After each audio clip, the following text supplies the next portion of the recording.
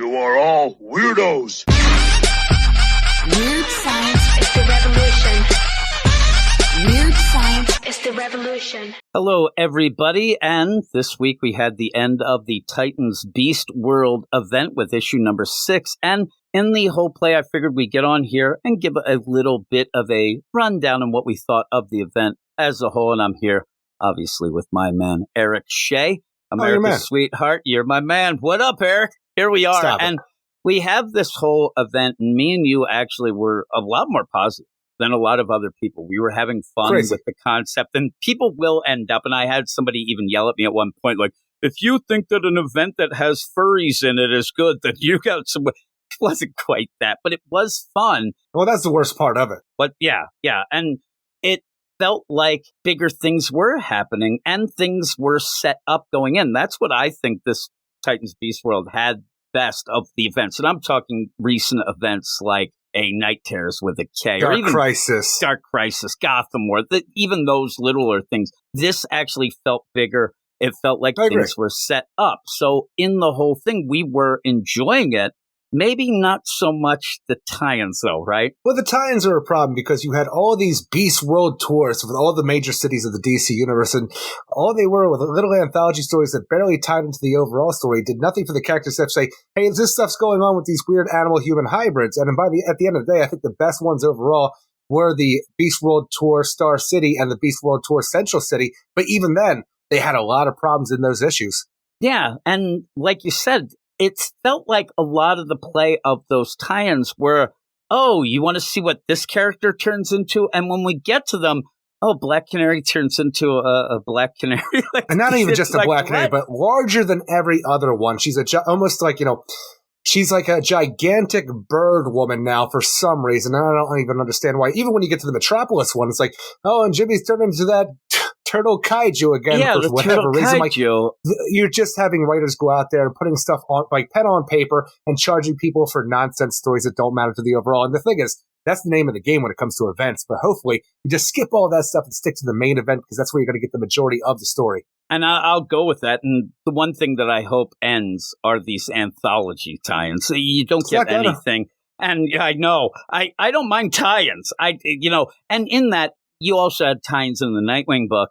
And the Titans book, they weren't the greatest. They actually meant more, though, to the story than, say, a random city tour nonsense that did nothing. It's just, when you end up half of them, you see these, oh, who's on that book? Okay, I'm out. It didn't even feel like they really even cared when you about had the tie-in to Beast World at Waller Rising, like, here's a new team that you may or may not see in the future, going up against Dr. Hate that doesn't ultimately matter. I'm like, all right, I guess you're getting some more Dr. Hate action. You're going to have to get it somewhere, because by the end of this issue number 6 of the event, pretty much Dr. Hate, for all how cool she might have been, it's completely gone. It's just Demon Raven's there, the helm is gone, and even though they still have the Nightmare Stone, I don't even know why Dr. Hate had the Nightmare Stone to begin with, because I don't know what that did for anybody or anything in the story. I don't think anybody knew what it did, and I don't even think half the people even knew that she had it. Again, when we had issue number 5, the penultimate issue, you ended up revealing that Raven was Dr. Hate. A lot of people didn't like Demon Raven. You actually, Demon Raven, the bad stuff. Yeah. We actually liked it enough, and I was excited. I thought, okay, this sets up some big things, especially the idea that this Dr. Hate is going to go off and do these big things, and oh my God, what's Raven going to do? We're even working for Amanda Waller, where all Waller wants to do is tell people, don't trust superheroes, especially these Titans. If you have an evil doppelganger of Raven doing awful stuff around the world, you can say, hey, people, look at this. Don't trust them. Yeah, and instead, you take that away. Yes, you do give a kind of not a mystery because you reveal it, but a story that will go forward in the Titans book, where you have bad Raven being the one that's actually in control and has Raven herself in the Chakra Gem. I don't know why they revealed that in this. And this last issue ended up being kind of like, hey, everybody, we're going to wrap all this stuff up. And it felt forced at times. The big things going forward were, oh my God, are they going to be able to bring Beast Boy back? And yes, they do. Not really explained great. They shouldn't have, in my mind. Just like the Raven misdirection about who's actually in control here, you should have kept that away till down the line in the Titans book to make that book feel like it's still legitimate to one point, to where like people aren't just asking, when's that Justice League book come out? You want to look at the Titans for that kind of a book, and having these kind of revelations in there makes it still feel big later on. But all of the stuff is packed into the finale of this Beast World number 6. And I'm like, I think you're missing out on some stuff with that. And where I think you're missing out on things like that, and a Dr. Hate not being Dr. Hate, you end up at and one destroying point, the Helm of Hate. Yeah, the Helm of Hate gets grabbed with a zoinks to make it even worse by Wally, a yoink, and he goes and throws it into a volcano like Mount Doom. Yeah. And what I think that drives me nuts, we know the lay of the land. Usually these events at DC, and why a lot of people get frustrated with them, not only just the tie-ins, they're fatigued because you just end it to kind of push to the next thing. Now, you're always going to do that, but it always feels like, okay, but at this point with Beast Boy, and that would have been the good things hanging to push towards to make it mean more when you get to this next event or next thing. But you already just kind of, okay, we got Beast Boy back, we're going to have this. And it doesn't really make me feel like, oh man, I got to see what's going on. I wonder how the Titans book, if it will increase sales just because, oh my God, Bad Raven.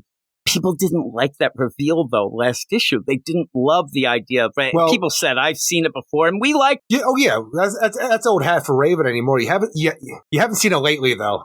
Yeah.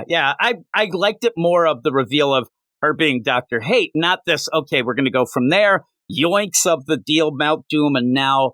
oh, Bad Raven's in control because... So you think Bad Raven, though, still has the Nightmare Stone and it might come into any kind of deal later on? She should have it. The Nightmare Stone, though, really all it did, it seems, was to get nightmares to come alive. But are they going to play... Are they actually going to try to go back to... I don't think so. Don't ever go back to Night Terrors. Yeah, I don't think they're going to go back to... So it's just going to be the Bad Raven's self, and you would think that Beast Boy being in love with her will be the one to eventually figure this out, but we'll see how it plays. It's just But he might not be all there either, Jim, because even in this finale to our story, the idea is we have 1 million Garo spores still on Earth controlling people. We got to get all those spores out of people to save the day. Half the issue spent with them killing it until Raven realizes for some reason out of nowhere, Beast Boy loved me, and the spores that are inside these people, they're not attacking me because even though I told you issues ago that there was nothing left of Beast Boy's mind, these spores love me and won't attack me. They're attacking everybody else that Beast Boy loves, but you can't kill these things because they're a part of Beast Boy. He's still in there, so now we have to stop killing them,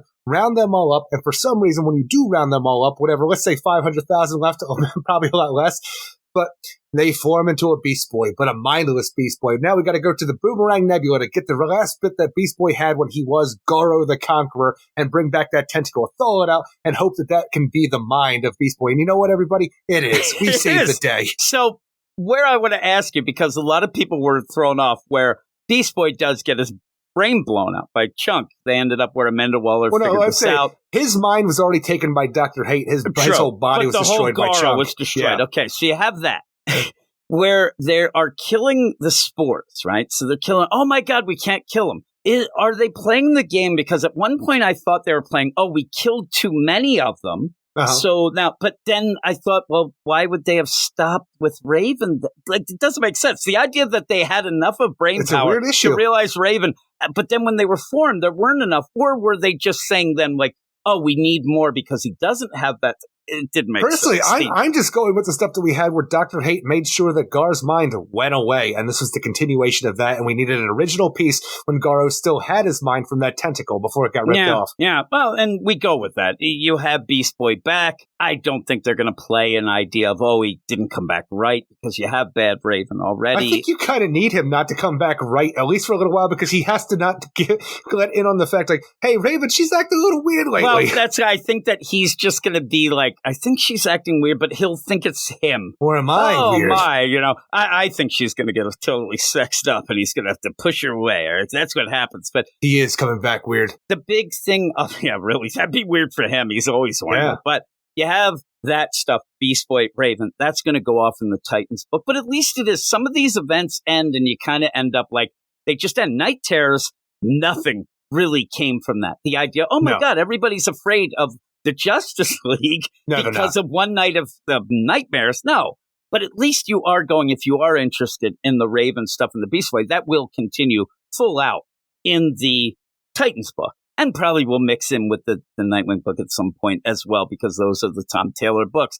But overall, at the end of this, what you do end up having, some people like it, I don't mind it, some people hate it. Amanda Waller has elevated herself up. And I thought that it was a cool play. The idea of just an event where everybody's beast, that's not going to be that hard hitting. You need something. And I had to point out, some people aren't reading everything. Some people have just joined in at DC. The idea that this is Amanda Waller from even before the whole metal deal and the death metal, where she had lost control of the Suicide Squad. They ended up where she was a wanted woman. She ran off to Earth 3, which we did get a little mention. They're still mentioning stuff, but it feels weird. It feels weird. It doesn't feel like they're fully playing that out. They don't want to completely ignore it. So they're like, hey, she ran off to that Earth 3, but they're never going to explain it. You can't explain it because she ran off there because she was a wanted woman here and wanted to be able to win, like, whatever she considers just winning on another Earth. She couldn't do it here, go to another Earth, but also the government was after her. Her just showing back up, people saying, no fuss, no muss. That's strange. So you can mention it, you can never explain it. And we say that. It was mentioned this week, but it was mentioned in the Batman and Robin annual. I think it was about Bloodsport. It wasn't really mentioned in the event. So going with that, though, again, Amanda Waller kind of lost most of her power. She was trying to do things behind the scenes. She was kind of slipping away. At one point, she was even trying to kill Superman. And this is her getting her power back. And when people said to me, this doesn't feel like Amanda Waller, this is a different Amanda Waller. This is an Amanda Waller that's pissed off. I said at one point, maybe we'll even play a multiverse deal, but I just think it's an Amanda Waller who thinks that the government completely screwed her over, whether she's real, whether she is right or wrong. Right. That's what she thinks. So when she comes back, she doesn't want this to happen again. So she's going even more. And she was able to use Night Terrors and then this as a way to manipulate her way. And even though this whole Beast World felt like they wanted at one point to make her more of involved than maybe not. It's weird. The whole play of how she could have done this. They played a weird hand where the thing is, like, they're saying that she was more in charge behind the scenes than you would ever imagine from the idea of the Church of Eternity's leader being a Tamaranian in disguise who worshipped a Necro star on freaking a planet's moon who he's trying to get. Amanda Waller had nothing to do with this, but when this stuff did happen, she capitalized on it handedly and made sure that she could use the media to spin things around her eyes to make sure that people would think, like Night Terrors, you can't trust the heroes because look at that. You got a Garo in the sky that used to be Beast Boy. Hey, they even got a demon on that team. We cannot trust these people to save our lives because also 1 million people have been turned into animal-human hybrids. Yes, silly, but you don't want that shit on your streets. No, and it did even have synergy with the Tom King Wonder Woman book with the somberty. You ended up having Steel, all that, Sarge Steel in this. So you had that, and she used it to get that power and seems to be even more powerful than the president because of this whole Bureau of Sovereignty.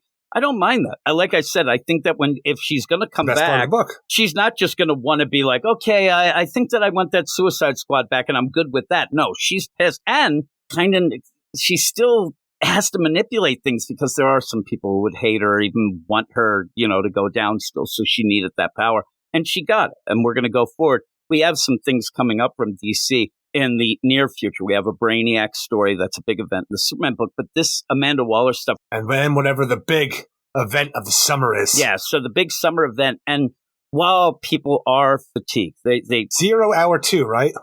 That's what it seems. They say that it's like 30 years in the make. It probably is. Like 30 years ago, 0 hour came out. Yeah, so in that, I know that people have event fatigue. I understand that, but if you're here for the big stories, I would rather have things. This feels like it made more of a setup than Night Terrors was kind of bullcrap. That was a forced event to help the editors out and stuff like that. They said to get the editors on time. Yeah. Though I will tell you that Amanda Waller in Night Terrors, the angle she played worked out better there. Where remember when she sees all this going down, she's like, "Ooh, I can use this." So at least we saw her full out.